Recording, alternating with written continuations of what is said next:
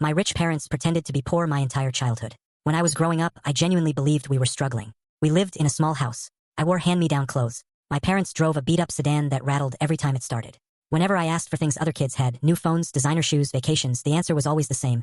We can't afford it. I never blamed them. They worked hard, paid the bills, and taught me to appreciate what I had. So I got a part-time job at 15. I paid for my own phone at 16.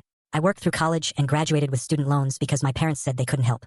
It wasn't easy, but I was proud of myself. Then, when I was 24, everything changed. My dad called me and asked me to come home for an important family meeting. I thought someone was sick. Instead, they sat me down at the kitchen table and slid a folder toward me. Inside were bank statements, investment accounts, property deeds, millions of dollars worth of assets. At first I thought there had been some mistake. Then my mom smiled and said, "There's something we've never told you." Turns out my parents had been wealthy since before I was born.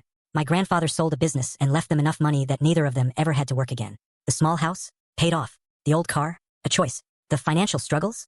Completely fake. I just stared at them. Then I asked the obvious question.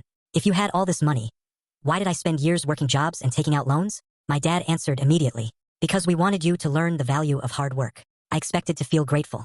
Instead, I was furious. They watched me skip meals in college to save money. They watched me work night shifts during exams. They watched me stress over every dollar, all while sitting on a fortune. For weeks, I barely spoke to them. Eventually, my mom called and apologized. She admitted they had taken the lesson too far. What happened next shocked me. My parents paid off every cent of my student debt.